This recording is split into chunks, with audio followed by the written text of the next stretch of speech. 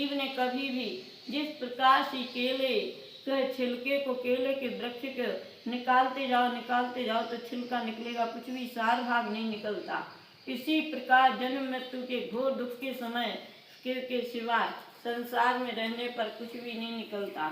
एक मनुष्य गति में और देव गति में जो सुख है वो सरसों के समान है, और जो जन्म मरण का दुख है वो अनंत काल तक सहने के लिए एक इंद्री, पेड़ पौधे, पृथ्वी का, एक जल का, एक अग्नि का, एक वायु का, एक वनस्पति का, दो इंद्री, तीन इंद्री, चार इंद्री जीव हैं जो ये जो दुख सहते रहते जन्म मरण के, वो अपार समुद्र के समान है, पहाड़ के समान है, और ये सुख राई के दाने के समान है। इसलिए अपनी आत्मा को कंट्रोल करने के लिए, अपनी आत्मा का कल्याण करने के लिए 5 इंद्रियों का, मन का संकोचन करो।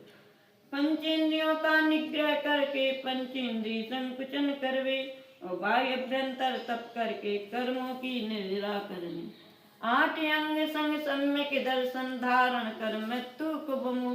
कहते हैं कि जिस प्रकार एक मनुष्य के शरीर में 8 अंग होते हैं, इसी प्रकार से सम्यक दर्शन के भी 8 अंग होते हैं।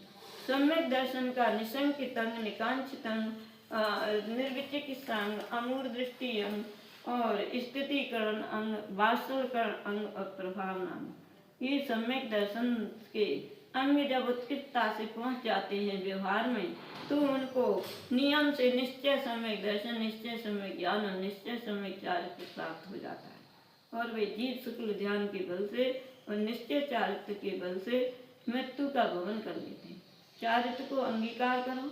धर्म का मूल दया है, दया लक्षण है। अरहंत देव अरहंत वा गुरु निर्गंत, 7 तत्व सिद्धान करो। गुरुवाणी को हृदय सुमरो, मिथ्या तुम मारक दो।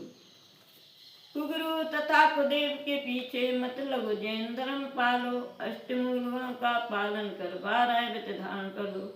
मुनिराज ने कहा कि अष्टमूल गुणों सहित और अष्टांग सहित सम्यक दर्शन पालन करके 7 तत्वों का सिद्धांत करो। अरहंत देव, निर्ग्रंथ गुरु और जिनेन्द्र भगवान की वाणी को हृदय में धारण करके मिथ्या मार्ग का त्याग करो। यदि प्रमाद करोगे तो शोक में आत्म है पड़ना, और जैन धर्म के बिना न इंद्रिय सुख और मोक्ष नहीं पाना। यही परम अक्षर व मंत्र है भाई, मिथ्या तुम तज दो। हे जीव तू मिथ्या तब त्याग दे, 4 गति में नहीं रुलो। जिससे जग में रुलना न पड़े, संसार भ्रमण निज का टूटे। वह धर्म से मनुष्य तथा स्वर्ग सुख पाना, जिससे सदा रहे। ऐसे वृत्चारित्र पाल कर संलेखना को सदा करो।